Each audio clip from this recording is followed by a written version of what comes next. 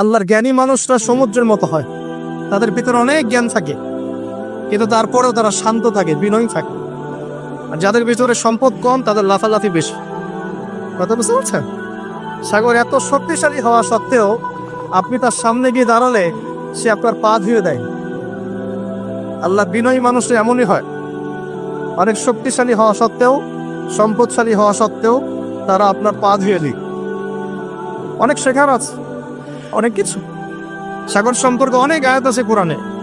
যখন সাগরে নৌযান চলাচল করে তখন আল্লাহ পাক যদি ঝড় ঝাপটা দেন, প্রাকৃতিক কোনো বিপর্যয় দেন, তাহলে মানুষ মুখলেসভাবে আল্লাহকে ডাকা শুরু করে।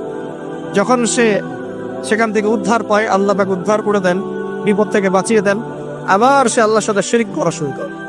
এই আয়াতগুলো সূরা ইউনূসের মধ্যে আছে। তো আমরা চেষ্টা করব সাগরের মতো সম্পদশালী হওয়ার জন্য। সম্পদশালী ভিতর থেকে, ভিতরে সম্পদ থাকবে, যেমন ভিতরে জ্ঞান থাকবে, কিন্তু বাইরে বিনয়ী ভাব থাকবে। সাগরের মতো পা ধুয়ে দেওয়ার মানসিকতা থাকতে হবে। এবং যখন সে আল্লাহর হুকুমে গর্জন প্রদান করা শুরু করে, তখন কিন্তু সামন পিছন সব ভাসিয়ে নিয়ে চলো। তাই নর্মালি শান্ত থাকতে হবে, যখন আল্লাহর হুকুম আসবে তখন ছাপিয়েও পড়তে হবে। কথা কি বুঝতে পারছেন? সমুদ্রের মতো অনেক কিছু শেখার আছে। এগুলো শিখতে হলে আগে দৃষ্টিভঙ্গি চেঞ্জ করতে হবে। সাধারণ মানুষের মতো সব দেখলে হবে না, আপনাকে খিদির আলাইহিস সালামের মতো দেখতে হবে। কার মতন?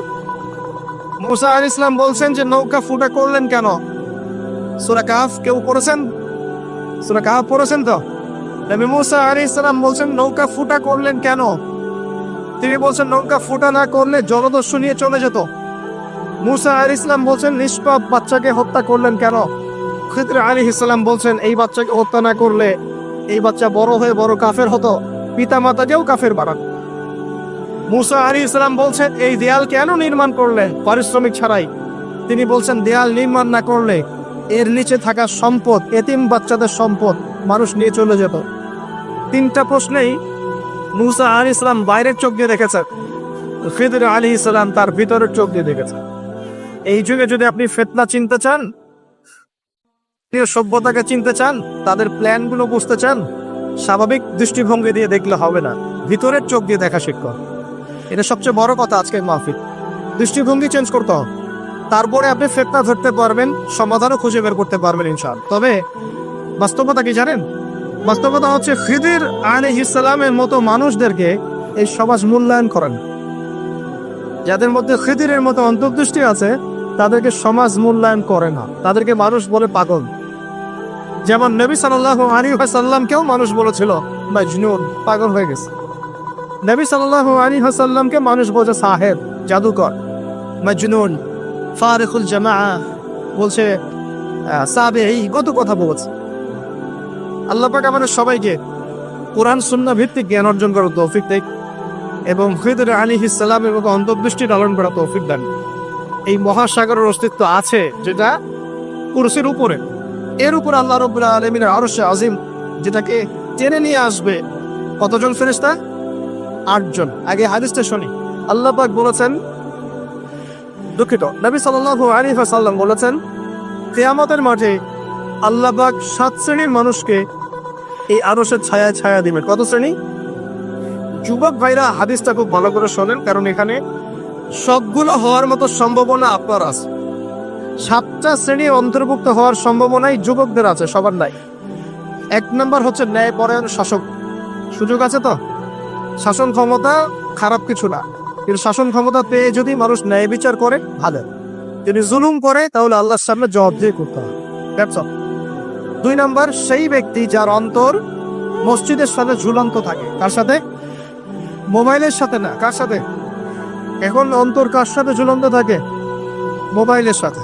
মসজিদের সাথে অন্তর ঝুলন্ত মানে কি? এটা কি সত্যি সত্যি গলিয়ে ঝুলা আছে? রূপকতা। মানুষ তো রূপক অর্থ বুঝতে পারে না এখন। মানে আপনি নামাজের জন্য, জামাতে নামাজ পড়ার জন্য উদ্গ্রীব হয়ে থাকেন, এটা হলো মসজিদের সাথে ঝুলন্ত হৃদয়। এরপর সেই ব্যক্তি, সেই যুবক যে তার যৌবন কালটা আল্লাহ পাকের ইবাদতে কাটিয়ে দিয়েছে। সুযোগ আছে না? আছে কি নাই? যুবকদের সুযোগ আছে কি নাই? 4 নম্বর সেই ব্যক্তি বা সেই 2 ব্যক্তি যারা একে অপরকে আল্লাহর জন্য মহব্বত করে, বয়ফ্রেন্ড গার্লফ্রেন্ড ট্রেডিশন বলা হচ্ছে না, বয়ফ্রেন্ড গার্লফ্রেন্ডের হারাম জেনার ভালোবাসা বলা হচ্ছে না, কি বলা হচ্ছে? দিনের জন্যে, আল্লাহর জন্যে দুজন পরস্পরকে ভালোবাসে, আল্লাহর জন্যেই বিচ্ছেদ করে। 5 নম্বর, সেই ব্যক্তি যাকে, যুবক ভাই শোনেন ভালো করে, সেই ব্যক্তি যাকে কোনো সুন্দরী নারী জেনার জন্য ডাকে, সুন্দরী উচ্চ বংশের কোনো মেয়ে নিজেই জেনা করার জন্য ডাকে, কিন্তু যুবক বলে আমি আল্লাহকে ভয় করি, ইন্নী আখাফুল্লাহ, আমি আল্লাহকে ভয় করি। এরকম যুবক আছে এখনো বাকি সমাজে? এখন তো ইচ্ছা করেই মানুষ জেনা করে। এখন তো জেনা এত সহজ, মানুষ 1000, 1500, 2000 টাকা দিয়ে জেনা করতে পারে। এই সমাজে জেনা সহজ, বিয়ে হয়েছে কঠিন। এই সমাজে জেনাটা সহজ হয়ে গেছে, বিয়েটা কঠিন হয়ে গেছে। এই জন্য বিয়ের ঝামেলা অনেকে যেতে চায় না। জেনা করেই তো আমি যা উদ্ধার করার করছি, বিয়ে করলে খাওয়াতে হবে, নিজের গায়ে দাঁড়াতে হবে, এই লাগবে সেই লাগবে। কিন্তু প্রিয় ভাই মনে রাখবেন, যদি আপনি জেনা থেকে বেঁচে থাকতে পারেন, আল্লাহ পাক আপনাকে সাক্ষাৎ মৃত্যুর হাত থেকেও বাঁচাতে পারেন। এটা আমি এমনি এমনি বলি নাই, দলিল দিচ্ছি। জেনা এমন একটা পাপ, যেই পাপ থেকে যদি কোনো যুবক নিজেকে বাঁচাতে পারে, আল্লাহ মউতের হাত থেকেও বাঁচাতে পারবে ইনশাআল্লাহ। কিভাবে? 3 বন্ধু যাচ্ছে রাস্তা দিয়ে, হঠাৎ করে ঝড়, বন্ধু 3 জন ঢুকে গেল গুহার মধ্যে। কিসের মধ্যে? গুহায়, যে পাহাড়ি এলাকায় আপনারা থাকেন যারা, গুহার মুখ। হঠাৎ করে পাহাড়ের পাথর দিয়ে গুহার মুখটা বন্ধ হয়ে গেল। এখন খোলার কোনো অপশন নাই। সবাই বলছে এখন 3 জন, এখন তো আমরা বের হতে পারবো না। সবাই সবার নেক আমলের ওসিলা দিয়ে আল্লাহর কাছে দোয়া কর। কিসের ওসিলা দিয়ে? নেক আমলের ওসিলা দিয়ে দোয়া করতে হয়। হাদিস, মৃত মানুষকে ওসিলা করে তার জন্যে নজর মানত জবাই করে দোয়া করতে হয়। নিজের নেক আমলের ওসিলা দিয়ে আল্লাহর কাছে দোয়া করতে হয়। আল্লাহ পাক এখন দোয়া শুনলেন। একজন বলছে, আমি আমার পিতা মাতাকে খুব খেদমত করতাম, তাদেরকে দুধ পান না করে দুধ পান করাতাম না, নিজেও করতাম না, ছেড়ে দেখে করাতাম না। আল্লাহ, এই কাজটা তোমার ভালো লাগলে আজকে গুহার মুখ থেকে পাথর সরিয়ে দাও। পাথর একটু সরে গেল। পাথর আল্লাহর কথা শোনে কিনা? শোনে না? সবাই আল্লাহর কথা শোনে। আগুন আল্লাহর কথা শোনে কিনা? ইব্রাহিমের জন্য আগুন ঠান্ডা হয়ে যায় নাই? আচ্ছা, তারপরে আরেকজন দোয়া করছে, আল্লাহ, আমার এক কর্মচারী ছিল, তার বেতন বাকি ছিল, সে বেতন না নিয়ে চলে গেছে, আমি সেই বেতনটা দিয়ে কিছু গবাদি পশু কিনেছি। আস্তে আস্তে গবাদি পশু বেড়েছে, অনেক দিন পর সে এসেছে টাকা চাওয়ার জন্য। আমি বলেছি সবই তোমার, সব নিয়ে চলুন। সে বলেছে, আপনি কি ফাইজলামি করতেছেন আমার সাথে? আমার টাকা আমাকে দেন। না, তোমার টাকা দিয়ে আমি এটা কিনেছিলাম, আজকে বংশবৃদ্ধি হয়েছে, সব তোমার, নিয়ে যাও। সে নিয়ে গেল। সে বলছে, আল্লাহ, এই কাজ যদি তোমার সন্তুষ্টির জন্য করে থাকি, আজকে আমাকে বাঁচাও। পাথর একটু সরে গেল। এবার তৃতীয় ব্যক্তি, এই ছেলে বলছে, যুবক ছেলে, আল্লাহ, আমার একজন চাচাতো বোন ছিল। কে ছিল? এই যে বয়ফ্রেন্ড গার্লফ্রেন্ড, খালাতো বোন, চাচাতো বোন, এখন তো বিচ্ছিরি অবস্থা। এখন এমন একটা অবস্থা, সভ্যতার রিপোর্টগুলো পড়ে দেখি, ভাইও বোনের সাথে জানা করে না। ওদের ওখানে নিজের আপন পিতার দ্বারাও মেয়ে হ্যারাসমেন্টের শিকার হচ্ছে। ওরা আমাদেরকে শেখায় এখন ভালো কোনটা বললো, আর আমরাও আমাদের মাথাটা কবে যে বিক্রি করে দিলাম। ওদের কাছ থেকে ভালো মন্দ শিখতে হচ্ছে, কোরআন সুন্নাহ বাদ দিয়ে ওদের কাছ থেকে ভালো মন্দ শিখতে হচ্ছে। তো চাচাতো বোনকে সে খুব ভালোবাসতো, তাকে সে পেতে চাইতো, মানে তার সাথে সেক্সুয়াল সম্পর্ক করতে চায়, সোজা কথা বলে। এখন সেই মেয়েকে অনেক প্রস্তাব দেয়, সেই মেয়ে রাজি হয় না। শেষে বলে, যদি আমাকে 1000 বা 100 স্বর্ণ মুদ্রা দিতে পারো, দিনার, তাহলে আমি তোমার সাথে সেক্স করবো, মানে জেনা করবো না। রসুবিল্লাহ। তো সেই ছেলে অনেক কষ্ট করে এই টাকাগুলো বা এই দিনারগুলো অর্জন করে, কামাই করে, দিন রাত পরিশ্রম করে, ঠিক আপনারা যেমন করছেন না।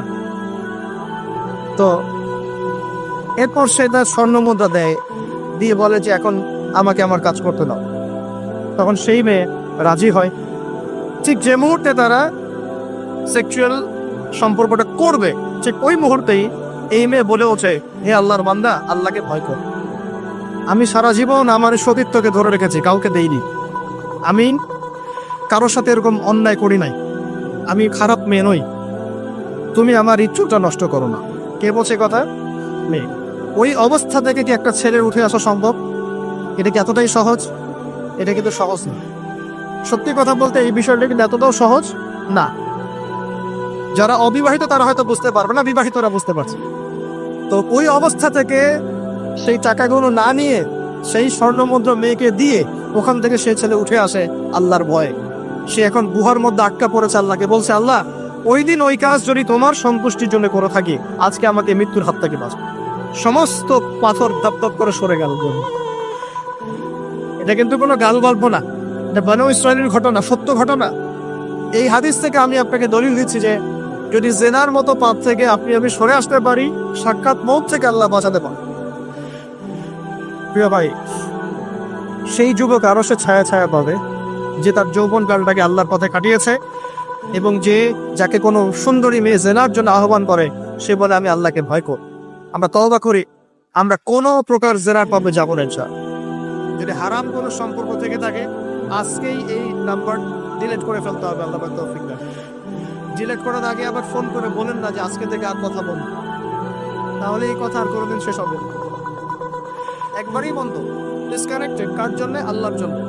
এবং এটা করার পরে আল্লাহকে বলতে হবে, আল্লাহ শুধু তোমার ভয়ে এবং তোমার সন্তুষ্টি পাওয়ার জন্য আমি জেনা থেকে বেরিয়ে আসলাম। আল্লাহ তুমি আমাকে হেদায়েত দাও, ঈমান দাও, আমল দাও, এবং তোমার রাস্তায় আমাকে বেহিসাব রিজিক দাও। এবং নেককার কুমারী, নেককার প্রেমময়ী, তাকওয়াবান, মুত্তাকি একজন স্ত্রী আল্লাহ তুমি আমাকে দান করো। ইনশাআল্লাহ আল্লাহ পাক আপনাকে দান। আল্লাহ পাক দান। আল্লাহ পাকের জমিন প্রশস্ত, আল্লাহর হাত প্রশস্ত। আল্লাহর হাতকে সংকীর্ণ মনে করবেন না, আল্লাহর জমিনকে সংকীর্ণ মনে করবেন না। আল্লাহ পাক যাকে ইচ্ছা বেহিসাব রিজিক দিতে পারে। ইচ্ছা আল্লাহ পাক আমাদের সবাইকে বেহিসাব রিজিক দান করুন বলি আমি। আর সেই ব্যক্তি যে এত গোপনে দান করে, যার বাহাত জানে না ডান হাত কি দান করেছে, যার বাহাত জানে না ডান হাত কি দান করেছে। আমাদের মতো নয় যে 10,000 টাকা দান করলে সবাইকে না জানানো পর্যন্ত ঘুম হচ্ছে না, এমন নয়। দান এমন গোপনে করে যে তার বাহাত জানে না ডান হাত কি দান করছে। আল্লাহ পাক আমাদের সবাইকে গোপনে দান করা তৌফিক দেন। এর মানে এই না যে প্রকাশ্যে দান করা যায় না, প্রকাশ্যেও দান করা যায়। অন্যকে উৎসাহিত করার জন্য প্রকাশ্যেও দান করা যায়, কিন্তু গোপন দান আল্লাহর কাছে অনেক বেশি পছন্দের। আর 7 নম্বর সেই ব্যক্তি যে নীরবে নিভৃতে গোপনে আল্লাহর কথা স্মরণ করে কাঁদে এবং তার চোখ দিয়ে অশ্রু প্রবাহিত হয়। এই 7 শ্রেণীর মানুষকে আল্লাহ পাক কিয়ামতের মাঠে আরশের ছায়া দিবে ইনশাআল্লাহ। আমরা কি পেতে চাই? আল্লাহ পাক এই আরশ সবার আগে সৃষ্টি করেছেন। তারপর কি সৃষ্টি করেছেন? কলম। কি? কলম। কলম সৃষ্টি করে আল্লাহ পাক বলেছেন উক্তুব, লিখো। কলম বলছে মাযা আক্তুব, আমি কি লিখবো? আল্লাহ বলছেন কিয়ামত পর্যন্ত যা হবে সব লিখো। লাউহে মাহফুজে কলম লেখা শুরু করেছে, কিয়ামত পর্যন্ত যা হবে সব লেখা হয়ে গেছে। অতএব রিজিক নিয়ে আপনার টেনশন করার কোনো দরকার নেই। যা লেখা হয়েছে পাবেন ইনশাআল্লাহ। যদি হালাল পথে চান হালাল পথে পাবেন, হারাম পথে চাইলে হারাম পথে। আপনি যা তাকদীরে আছে এর বাইরে আপনি কিছু পাবেন যতই চেষ্টা করেন। আল্লাহ পাক আমাদের সবাইকে তাকদীর নিয়ে সন্তুষ্ট থাকার তৌফিক দান। এরপর আল্লাহ পাক এই মহাবিশ্ব সৃষ্টি করেছে 7 আকাশ, 7টা মহাবিশ্ব। কয়টা? 7টা, মাত্র 6 দিনে। কয় দিনে? 6 দিনে। ফি সিত্তাতি আইয়াম, 6 দিনে। আল্লাহ পাকের একদিন কিন্তু আমাদের দিনের মতো নয়। সূরা মাআরিজের মধ্যে আছে আল্লাহ পাকের একদিন আমাদের 50,000 বছরের সমান। কত হাজার বছর? 50,000 বছর। কিয়ামতের মাঠটাও হবে, ওই দিনটাও হবে 50,000 বছর। ওই 50,000 বছরের সমপরিমাণ দিনে কেউ যদি পিপাসার্ত না থাকতে চায়, হাউজে কাউসারের পানি চায়, সে যেন কোনো বেদাতি আমল না করে, নবীর সুন্নাতের উপর থাকে। ইনশাআল্লাহ নবী সাল্লাল্লাহু আলাইহি ওয়াসাল্লাম তাকে হাউজে কাউসারের পানি পাবে ইনশাআল্লাহ। ওই 50,000 বছরের সমপরিমাণ দিনে যদি আমরা তীব্র রোদে কষ্ট পেতে না চাই, আরশের ছায়া পেতে চাই, তাহলে এই 7 শ্রেণীর অন্তর্ভুক্ত হওয়ার চেষ্টা করব। আল্লাহ পাক তৌফিক দেন। এখন এই মহাবিশ্ব সৃষ্টি করার পর আল্লাহ পাক সব কাজ বুঝিয়ে দিলেন, প্রত্যেকের কাজ প্রত্যেককে বুঝিয়ে দিলেন। কার কি কাজ? সূর্য কি তার কাজ ফলো করছে কি করছে না? চাঁদ তার কাজ পালন করছে না? এই গ্রহ নক্ষত্র তারকাগুলো তাদের কাজ কি করছে না করছে না? সবাই যার যার কাজ পুঙ্খানুপুঙ্খরূপে করছে। যারা সায়েন্স বোঝেন তারা বুঝবেন, যদি সূর্য যদি 1 বিঘত দূরে চলে যায়, তাহলে পৃথিবীর অনেক বড় অংশ বরফে আচ্ছাদিত হয়ে যদি সূর্য এক বিগত কাছে চলে আসে, পৃথিবীর তাপমাত্রা বাড়বে, খরা হবে, পৃথিবী উর্বর থাকবে না, পৃথিবী মরুভূমি হয়ে যেতে পারে। তো মহাবিশ্বের প্রতিটা সৃষ্টি আল্লাহ পাকের আদেশ পালন করে চলে। শুধু দুইটা সৃষ্টি করে না, কেন করে না সামনে আসছে। এবার আল্লাহ পাক অন্যান্য মাখলুক সৃষ্টি করেছেন এবং পৃথিবীর জন্য আল্লাহ পাক জিন জাতি সৃষ্টি করেছেন। কোন জাতি? জিন জাতি। পৃথিবী আগে না জিন আগে? বলে আগে পৃথিবী। জিন জাতিকে সৃষ্টি করে আল্লাহ পাক পৃথিবীতে থাকার সময় দিয়েছিলেন। তারা তাই করেছিল, আজকের মানুষরা যাই করছে। তারা আল্লাহ পাকের বিরুদ্ধাচরণ করা শুরু করছে, আল্লাহ পাক তাদেরকে ধ্বংস করে দিয়েছে। তবে একজনকে রেখে দেওয়া হয়েছে। কাকে? তার নাম হচ্ছে ইবলিস। কি নাম? ইবলিস। সে আল্লাহর বড় আবেদ ছিল। আল্লাহর ইবাদত করতে করতে করতে সে এমন একটা মর্যাদা পেয়ে যায় যে ফেরেশতাদের উপরে আল্লাহ পাক তাকে মর্যাদা দিয়ে দিচ্ছে। ফেরেশতাদের সর্দার বানিয়ে দেওয়া হচ্ছে। কাকে? ইবলিস। আচ্ছা, এবার পৃথিবী কিন্তু তার জায়গায় আছে। পৃথিবী কিন্তু ধ্বংস হয়ে যায় না। পৃথিবী আগে সৃষ্টি করা হয়েছে, ওটা তার জায়গায় আছে। অনেক দিন পর, অনেক দিন বলতে কতদিন আল্লাহ ভালো জানেন, আমরা জানি না। কত লক্ষ বছর, কত কোটি বছর আল্লাহ ভালো জানেন, আমরা জানি না। আমরা জানি সূরা দাহরের 1 নম্বর আয়াত আল্লাহ বলেন, হাল আতা আলাল ইনসান হিনুম মিনাদ দাহর লাম ইয়াকুন শাইআন মাযকুরা। মানুষের উপরে এমন সময় চলে গেছে যে মানুষ একটা আলোচ্য বিষয় ছিল, এই মহাবিশ্বে অস্তিত্বই ছিল না মানুষ। এমন সময় মানুষের উপর চলে গেছে। আমরা এখন মনে করি মানুষই সবকিছু, নাকি? আল্লাহ বলছেন একটা সময় ছিল মানুষের অস্তিত্বই ছিল। আল্লাহ পাক বহুদিন পরে এবার ফেরেশতাদেরকে ডাকলেন, ডেকে বলছেন, ওয়াইজ ক্বালা রাব্বুকা লিল মালায়েকা ইন্নী জাইলুন ফিল আরদি খলিফা। হে আমার ফেরেশতারা, আমি ওই জমিনে, পৃথিবীতে, আরদে আমি আমার খলিফা পাঠাতে চাই। কি চাই? খলিফা পাঠাতে চাই। আল্লাহর খলিফাকে এক কথায় যে আল্লাহর হুকুম মেনে চলে, যে আল্লাহর হুকুম মেনে চলে এবং প্রতিষ্ঠা করে, ন্যায় বিচার প্রতিষ্ঠা করে, সে আল্লাহর খলিফা। যে আল্লাহর হুকুম মানে না, প্রচার প্রসার প্রতিষ্ঠাও করে না, ন্যায় বিচারও করে না, সে আল্লাহর খলিফা না, শয়তানের খলিফা। কথা ক্লিয়ার? আচ্ছা, এবার ফেরেশতারা কি বলছেন? ফেরেশতারা বলছেন, আতাজআলু ফিহা মান ইউফসিদু ফিহা ওয়া ইয়াসফিকু দিমা। আপনি কি এমন কাউকে সৃষ্টি করতে যাচ্ছেন যে পৃথিবীতে গিয়ে ফিতনা ফাসাদ করবে আর রক্তপাত ঘটাবে? কয়টা কাজ করবে? দুইটা। ফিতনা ফাসাদ করবে, রক্তপাত ঘটাবে। আজকে সারা দুনিয়া মানুষ ফিতনা করছে কিনা? পরিবেশ বিপর্যয় করছে, পলিটিক্সে ফিতনা, ইকোনমিক্সে ফিতনা, সমাজে ফিতনা, কালচারে ফিতনা, এখন এডুকেশনও ফিতনা, সবখানেই ফিতনা। তো এইটাই ফেরেশতারা বলেছিলেন যে মানুষ ফিতনা সৃষ্টি করবে। আর কি করবে? রক্তপাত ঘটাবে। সারা বিশ্বে রক্তপাত ঘটাচ্ছে কিনা মানুষ? ঘটাচ্ছে না? এই তো প্রথম বিশ্বযুদ্ধে কত মানুষ মারা গেছে? 3 থেকে 4 কোটি। 3 থেকে 4 কোটি। নবী সাল্লাল্লাহু আলাইহি ওয়াসাল্লাম এবং সাহাবীরা যত যুদ্ধ করেছেন ইসলামের জন্য, সবগুলো যুদ্ধের পরিসংখ্যান মিলালে 10,000 মানুষও মারা যায় না। 10,000ও না। আর তোমাদের শুধু প্রথম বিশ্বযুদ্ধেই 3 থেকে 4 কোটি মানুষ মারা গেছে। সেকেন্ড ওয়ার্ল্ড ওয়ারে মারা গেছে 7 থেকে 8 কোটি মানুষ। ভিয়েতনাম যুদ্ধে এরকম প্রায় 4 থেকে 5 লক্ষ, আরো বেশি হতে পারে। চায়নায়, রাশিয়ায়, আপনার ইতালিতে যে বড় বড় রেভলিউশনগুলো হয়েছে, দেখবেন লক্ষ লক্ষ মানুষ মারা গেছে, লক্ষ লক্ষ। এই যে শুরু হয়েছে ইউক্রেন রাশিয়া, এই যুদ্ধ এত তাড়াতাড়ি থামবে না, এই যুদ্ধ এত দ্রুত বন্ধ হবে, এটা কন্টিনিউয়াসলি চলতে থাকবে। ওদের প্ল্যান ছিল সিরিয়াকে নিয়ে, সিরিয়াকে কেন্দ্র করে তার একটা মালহামা চেয়েছিল, গ্রেট ওয়ার, বিশ্বযুদ্ধ। ওটা হয়নি, আলহামদুলিল্লাহ হয়নি, আলহামদুলিল্লাহ হয়নি। এখন নতুন পরিকল্পনা হচ্ছে যে ইউক্রেন রাশিয়া ইস্যু নিয়ে সারা ওয়ার্ল্ডে একটা ফিতনা সৃষ্টি। অলরেডি তারা ফিতনা সৃষ্টি করেই ফেলেছে। গ্যাসের দাম বেড়ে গেছে, তেলের দাম বেড়ে গেছে, এক্সপোর্ট ইম্পোর্ট কলাপস করছে, অনেক সমস্যা হচ্ছে। কিন্তু এটাকে জিইয়ে রাখা হচ্ছে অস্ত্র দিয়ে, প্রযুক্তি দিয়ে, হ্যাঁ, ট্যাঙ্ক দিয়ে, সমরাস্ত্র দিয়ে ওরা জিইয়ে রাখছে যুদ্ধটাকে, যে চলুক, কন্টিনিউয়াসলি চলতে থাক। কারণ তাদের উদ্দেশ্য হচ্ছে পুরো বিশ্বে একটা ম্যাসাকার যুদ্ধ লাগানো। এটা আস্তে আস্তে আপনারা বুঝতে পারবেন, আমাকে কিছুই বলতে হবে না, আস্তে আস্তে আপনারা এমনি বুঝতে পারবেন। সারা বিশ্বে একটা গ্রেট ওয়ার হতে পারে, যেটাকে মিলিটারি অ্যাফেয়ার্স যারা বুঝেন তারা বলেন যে নিউক্লিয়ার ওয়ার বা পারমাণবিক যুদ্ধের কথা। এটা কিন্তু আমাদের দরজায় দাঁড়িয়ে আছে। আমরা দোয়া করি এমনটা না হোক, কিন্তু হতে পারে। আমরা দোয়া করি এমনটা না হোক, কিন্তু হতে পারে। হলে কি হবে সেই চিন্তা আমাদের করতে হবে। তো যারা বলে ইসলাম তরবারির জোরে ছড়িয়েছে, তাদের এইসব কথা বলার কোনো অধিকার নাই, এদের লজ্জা করা উচিত। কারণ শুধু ফার্স্ট ওয়ার্ল্ড ওয়ারেই 3 থেকে 4 কোটি মানুষকে তারা মেরে ফেলেছে। আমরা কি তরবারের জোরে ইসলাম প্রচার করেছি, নাকি আদর্শের জোরে হয়েছে? আদর্শ দেখে, মুসলিমদের চরিত্র দেখে, তাদের চারিত্রিক মাধুর্য দেখে, কোরআন সুন্নাহর প্রামাণ্যতা দেখে লক্ষ লক্ষ মানুষ ইসলাম কবুল করেছে, আলহামদুলিল্লাহ। এখনো করছে, আলহামদুলিল্লাহ। এখন যে সারা বিশ্বে মানুষ মুসলিম হচ্ছে, কোন জায়গায় মুসলিমরা গলার জোরে, তরবারের জোরে ইসলাম প্রচার করছে দেখান দেখি। এখন কি বিশ্বে মানুষ মুসলিম হচ্ছে না? হচ্ছে কিনা? পশ্চিমা সভ্যতার মানুষ মুসলিম হচ্ছে না? এখন কি আমরা যুদ্ধ করছি তরবারি দিয়ে, ওদেরকে ধরে রেখেছি, এই ইসলাম কবুল কর, এটা বলেছে?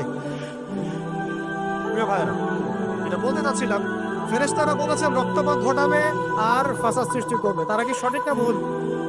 ফেরেশতারা সঠিক না ভুল? সঠিক। তারা কি গায়েব জানতেন? উত্তর না। তারা কিসের আলোকে বলেছেন? ওই যে বাসীরা, দূরদর্শী। জিন জাতি যা করেছে এরা তো তাই করতে পারে। আল্লাহ পাক কি বলছেন? আল্লাহ পাক বলছেন ইন্নী আ'লামু মা লা তা'লামুন, আমি যা জানি তোমরা তা জানো না। মানে আমার অনেক শুকরগুজার বান্দা থাকবে যারা আমার আনুগত্য করবে, আমার বিরুদ্ধাচরণ করবে। আমরা ওই বান্দাদের অন্তর্ভুক্ত হতে চাই, আল্লাহ পাক কবুল করুন। এটা বলে রাখি, জান্নাতের 120টা কাতার হবে। কয় কাতার? 120 কাতার। এর মধ্যে 80টা কাতার হবে উম্মতে মুহাম্মাদের মধ্য থেকে। এবার আল্লাহ পাক আদম আলাইহিস সালামকে সৃষ্টি করলেন নিজ হাতে। সূরা সাদের মধ্যে আল্লাহ পাক বলেছেন খালাকতু বিয়াদাই, আমি নিজ হাতে ওকে সৃষ্টি করেছি। আল্লাহর হাত কেমন সেটা ব্যাখ্যা করার দরকার নেই, এগুলো নিয়ে চিন্তা করতে যাবে। আল্লাহ পাকের মতোই কারোর সাথে সাদৃশ্যপূর্ণ নয়। আল্লাহ পাক এবার আদম আলাইহিস সালামকে সৃষ্টি করে নাম শিক্ষা দিলেন। ওয়াল্লামা আদামাল আসমাআ কুল্লাহা, এই মহাবিশ্বের যত জ্ঞান আল্লাহ পাক আদম আলাইহিস সালামকে শিক্ষা দিলেন। বলেন সুবহানাল্লাহ। এখান থেকে দলিল পেলাম আমাদের পিতা বানর থেকে হয় নাই, আমাদের পিতাকে আল্লাহ পাক সৃষ্টি করেছে। আমাদের পিতাকে কে সৃষ্টি করেছেন? আল্লাহ রাব্বুল আলামিন। তাও আবার নিজ হাতে, মানে কি? ভালোবাসা দিয়ে, ভালোবেসে, মহব্বতের সাথে। এই খালাকতু বিয়াদাই, আমি নিজ হাতে সৃষ্টি করেছি, এই কথা মানুষ ছাড়া, আদম আলাইহিস সালাম ছাড়া অন্য কারোর জন্য আল্লাহ পাক বলেন না। অন্য সবার জন্য আল্লাহ পাক বলেছেন ইদা আরাদা শাইআন আইয়াকুল লাহু কুন ফায়াকুন। যখন আল্লাহ পাক কিছু করতে চান খালি বলেন কুন, হও, ফায়াকুন, হয়ে যায়। ওখানে আল্লাহ পাক বলেন না সাগর সৃষ্টি করেছে হাত দিয়ে, এই গ্রহ নক্ষত্র সৃষ্টি করেছে আমার হাত দিয়ে। আল্লাহ পাক এমনটা বলেন না। আদম আলাইহিস সালামকে আল্লাহ পাক কত মহব্বত করেন, আল্লাহ পাক বলছেন যে আমি তাকে আমার নিজ হাতে সৃষ্টি করেছি। আজকে তোমরা শেখাচ্ছ মানুষকে আস্তাগফিরুল্লাহ, এই মানুষ বানর থেকে হচ্ছে। কত বড় কুফরি, কত বড় শিরক, কত বড় লজ্জা। নিজের সম্মান মানুষ নিজের ভাবে নষ্ট করতে পারে, নিজের সম্মান নিজে নষ্ট করতে পারে। আমাদেরকে আল্লাহ সৃষ্টি করেছেন আদম আলাইহিস সালাম। তারপরে যান, শুধু সৃষ্টি করেন নাই, আল্লাহ পাক সমস্ত নাম শিক্ষা দিয়েছেন। নাম মানে এখানে শুধু নাম, মঙ্গল, নেপচুন, প্লুটো এগুলো না। নাম মানে হচ্ছে জ্ঞান। নাম মানে কি? জ্ঞান। একটা এক্সাম্পল দেই, যখন আপনি বাচ্চাকে বলেন যে A for Apple, A for কি? অ্যাপল যে শেখাচ্ছেন, অ্যাপল বলতে কিন্তু সে শুধুমাত্র একটা ওয়ার্ড শিখে না, ও কিন্তু শিখে অ্যাপল মানে একটা এমন কিছু যেটা খেতে হয়। কি করতে হয়? খেতে হয়। যখন আপনি শেখান এ ফর অ্যান্ট, ও বুঝতে পারে অ্যান্ট হচ্ছে একটা সৃষ্টি, এটা চলাচল করে, কালো কালো দেখতে। ও কিন্তু মাথার মধ্যে ওটা ছবি এঁকে নেয়। এটা নাম মানে শুধু নাম না, জ্ঞান। আল্লাহ পাক আদম আলাইহিস সালামকে সমস্ত জ্ঞান শিক্ষা দিলেন। আল্লামাল ইনসান মা লাম ইয়ালাম, আল্লাহ বলছেন আমি মানুষকে সেই জ্ঞান শিক্ষা দিয়েছি যা মানুষ জানতো না। মানে আমরা সৃষ্টিগতভাবে জ্ঞানী ছিলাম না, আল্লাহ পাক জ্ঞান শিক্ষা দিয়েছেন। কোন জ্ঞান শিক্ষা দিয়েছেন? যে জ্ঞান ফেরেশতাদেরও ছিল না। বলেন সুবহানাল্লাহ। আল্লাহ পাক জ্ঞান শিক্ষা দিয়ে ফেরেশতাদের সামনে নিয়ে গিয়ে বলছেন তোমরা এই নামগুলো বলো দেখি। ফেরেশতারা বলছেন লা ইলমা লানা ইল্লা মা আল্লামতানা, আল্লাহ আমাদের তো সেই জ্ঞান নাই, যা আপনি শিখিয়েছেন অতটুকুই জানি, এর বেশি জানি না। এবার আল্লাহ পাক বলছেন ইয়া আদম আম্বিহুম বিআসমাইহিম, আদম তুমি সব নাম বলে দাও দেখি। আদম আলাইহিস সালাম সমস্ত নাম দর করে সব বলে দাও।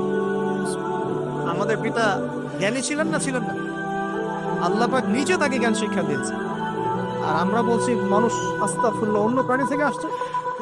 সুবহানাল্লাহ, কত অদূরদর্শী মানুষেরা, কত সুদূর প্রসারী একটা কুফরি মতবাদ। এবার আল্লাহ পাক আদম আলাইহিস সালামকে বলছেন তুমি নাম বলে দাও, তিনি সব নাম বলে দিলেন। এবার গিয়ে আল্লাহ পাক ফেরেশতাদেরকে বলছেন এবার তোমরা একটা কাজ করো।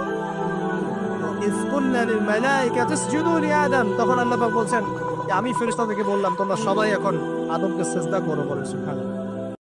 কত সম্মান আমাদের পিতার।